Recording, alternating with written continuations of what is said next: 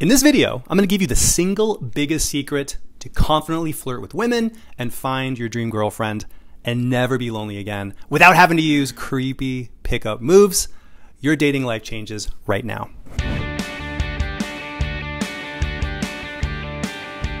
I'm dating coach Connell Barrett, the real life hitch. I learned the secret to confidently attracting wonderful women. It was an aha moment that changed my dating life. And I'm going to share it with you right now. And stick around to the end of this video. I'm also going to give you a dating system in just 12 simple words that will get you confidently meeting women, attracting them. So stick around to the very end of the video for those 12 magic words. Let me tell you about the night I discovered the secret to succeeding with women, what really works. I was on a rooftop bar in New York City, and this wavy-haired investment banker was stealing my girl right in front of me, and she was letting him. Now today, as a professional dating coach with 12 years of experience, I could handle this sort of situation. But when this happened 15 years ago, on the very first night I ever went out to approach women, I panicked. I was hitting it off with Kelly, a witty actress with beautiful blue eyes. I'd approached her an hour before, and we had this really nice, easy chemistry. We just clicked. We hadn't kissed yet, but it was a matter of time. Now, Kelly knew I was a journalist out that night with my friend. What she didn't know was that my friend was a renowned dating coach, and that I was part of a boot camp he was running to teach men how to attract women. She also did not know that before that evening, I had never once approached a woman in my life. Nor did she know that I was so afraid of rejection that earlier in the night, I had a panic attack and I got the dry heaves in a men's room stall. So why did I pay $3,000 for a weekend with this dating coach? Well, because I was just done. I was done being in the friend zone. I was done feeling lonely. I was done seeing women in bars and parks at the gym and being too afraid to talk to them. I was done paying for sex. I was done going to escorts. Basically, I was just done struggling with dating. So it was amazing this night to be vibing with Kelly, the coolest, prettiest girl in the place. And I say, hey, I'm going to go get us more drinks. When I come back from the bar with our vodka sodas, she's surrounded by these three Wall Street bros. And the handsome, wavy-haired guy in the middle had her flirting with him and giggling, and she seemed to be into him. Because I assumed that when I came back to Kelly, we were just going to pick up where we left off. Instead, I was very wrong. Instead, I said, hey, here's your drink. And she took it from me without even breaking eye contact with the wavy-haired guy. A minute ago, I was her date, and now I was her waiter. So I said kind of feebly, hey, should we maybe go downstairs? And she basically ignored me, and the wavy-haired guy's Wall Street wingmen sort of like boxed me out, so I couldn't even get close to them. My shoulders slumped. Like all my life, women like this were going for guys like that cool guy, that Wall Street dude, and now he was stealing her right in front of me. So I went to my coach and I filled him in on the situation. Now I had read in online seduction forums about how to handle the AMOG, right? The alpha male of the group. So I'm like, what's my move? Do I make her jealous by talking to other women? Do I say something to devastate this guy's self-confidence? And my coach said, just go take her away from him. I said, what do you mean? Well, he said, well, she was with you, right? You and she were hitting it off. I'm all sweaty. I'm all nervous saying, yeah, we were. He said, well, go after what you want. This is survival of the fittest. Show courage. Go after what you want. She's leaving the bar tonight either with you or with him. Who's it going to be? I said, I want it to be me. So my coach said, then go assert what you want with courage. If your girlfriend was flirting with some other guy in front of you, would you take that? And I said, fuck no. He said, march over there and take her back. And he said, go. I'm like, what do I say? He's like, fuck what you say. Just go. So my adrenaline's flowing. I march back toward Kelly. I break into this circle and I take her hand and I say with this really commanding voice, come with me now. And I pull her away. As I pull her away, she says to the other guys, bye guys, as I pull her away. And they did not follow. All of a sudden, I was in charge. And I sat Kelly down and I looked at her and I said to myself, what's the deepest, most authentic thing I can think of that's true? I said, listen, you're sexy, you're smart and soulful, but I don't like that you flirt with other guys to make me jealous. Now, I expected her to throw her vodka in my face and call me a jerk. But instead, she sort of like bit her lip, twirled her hair, and she was into it. And I realized, holy crap, this is turning her on. And she said to me, you just took me away from those guys like you own me. And I said, look, I don't own you, but I am into you. And I want to end up with you tonight, and I think you want me. And I wasn't going to take that. And I'd never made a woman swoon until that moment. Until that moment, I'd never made a girl just kind of go, ah. And I leaned in and I kissed her, and then she was with me for the rest of the night. And the next morning in my apartment, I remember looking at her in my bed as she slept, and I poked her a little bit just to make sure she was real, because I'd never had a woman this beautiful in my bed before. And she was really there. She was really there. And I felt so fantastic, but I also felt unsteady. I felt unsteady because I always thought I was this loser, but all of a sudden I was asking new questions. Like, can you just walk up to a woman and be authentic and it works? Can you just go up and do something bold and courageous and it would work? I basically realized, wow, if this is true, what else might be true about women? Okay, don't worry. You don't have to battle a bunch of Wall Street bros to bring a wonderful woman home or to bring a wonderful woman into your life. This story was just meant to illustrate some of the essential values: courage, taking action, just telling the truth that will transform your romantic fortunes. And these features make up what I call radical authenticity, a dating philosophy that's grounded in who you are at your core, showing women your deepest, truest, most awesome self, and then putting that guy in charge of your dating life. It's about speaking honest thoughts, taking honest actions, and courageous action, all while leaning into what makes you distinctly you. So it's sort of like a switch that you flip that unlocks the door to confidence and a great dating life. So why did Kelly choose me that night instead of the richer, handsomer guy? Well, because the courage and the authenticity that I showed her elevated me in her eyes. She saw more value in me than in my competition. Now, a few days after this happened, I told a friend this story. And he said, man, Connell, that doesn't sound anything like you. But actually, when I told Kelly, I want you, I want to be with you tonight, I never felt more like me. The insecure, self-doubting dweeb who I had been presenting to women, that guy was the imposter. The more raw, straightforward, confident guy who took Kelly away from those guys, that was the real me. And that confident guy had shown up in other areas of my life, by the way. I had a great job, great friends, good family. I could shoot 78 on the golf course. But back then, if you asked me to approach a woman, I would become a frightened loser with shaky hands.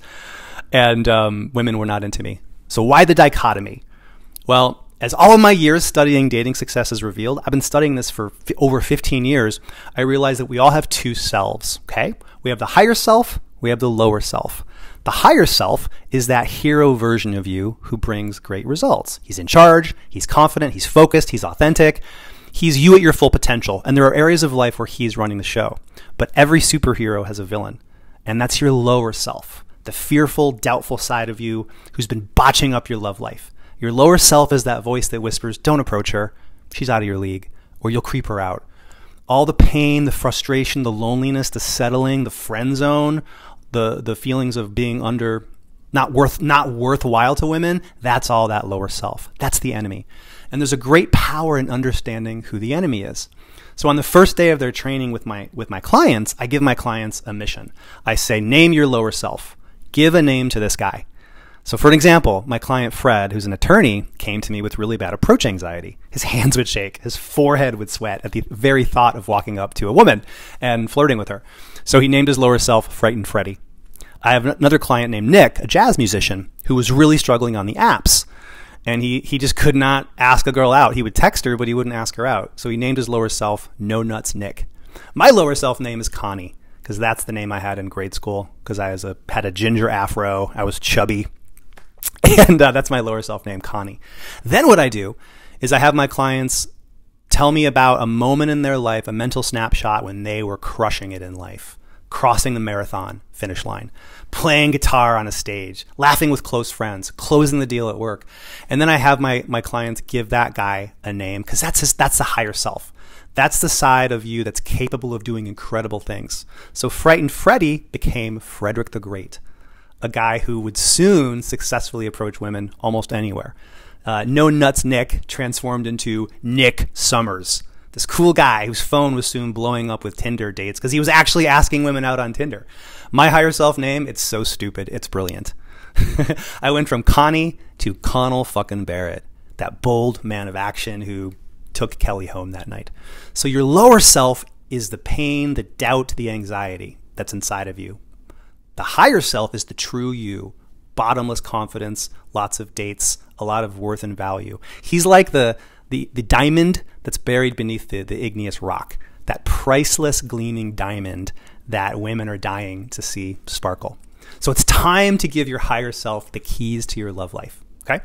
Now, what is this philosophy of radical authenticity? Well, basically it works like this. When you channel your most authentic, real self and project it in your dating life, a woman feels two really powerful things: attraction and trust. She's attracted to you because it takes confidence to unapologetically be yourself, right? And confidence is intoxicating to pretty much all women. It also creates trust because she sees you as that rare guy who's actually being honest with her. As a single woman, she has heard more lies than a polygraph expert, okay? When you're authentic, you signal to her that you're that guy women can finally trust. And when there's both attraction and trust, boom, you create a real connection with women. Being authentic is very powerful in any walk of life, but in dating, it's 10 times more potent because it's so rare. So when you put that real self on the line, you stand out. So not only is authenticity what women crave, it creates that vibe that's more connecting, more exciting, more genuine, and it just makes your dating life so much better. Here are the 5 benefits of radical authenticity and what it brings to your dating life. Number 1, you have more confidence. When you align your thoughts, your words, your actions with your true, pure self, you feel free, you stand taller, you talk louder, you become more comfortable in your own skin. It's awesome. Number 2, you become magnetic to women. Not all of them, of course, but a lot more than you might think. Women have a sixth sense for a man who just knows himself and who believes in himself.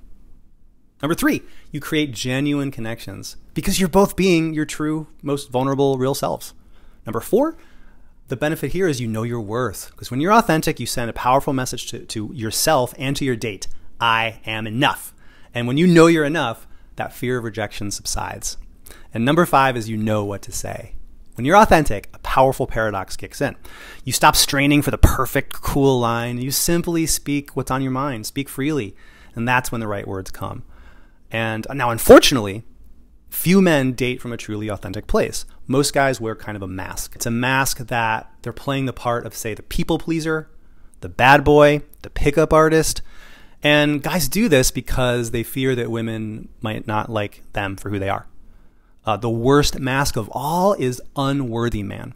He's the guy who avoids putting himself out there, fearing rejection, right? Because he's afraid he's going to find out he's not good enough. And when a guy wears unworthy man mask, he has this mindset that basically makes dating painful, fearful, and he doesn't take action. And not taking action maybe gives you short-term comfort, but at the long-term cost of loneliness, social isolation, lack of sex, sometimes misogyny, and even suicidal thoughts. But luckily, it's a mask. You can take off that mask, take off unworthy mask, and show women that true, real self. Here are the 4 pillars of radical authenticity. What makes a man authentic, radically authentic, and attractive to women? Here are the 4 pillars. Number 1, honesty. Never lie to a woman and never present a false front. Share your true sense of humor, your points of view, your passions. The more honest you are, the more real you are, the more you accept your authentic self, and the more women will. Number 2, vulnerability. Let your flaws, your fears, your mistakes, let them show. Own them.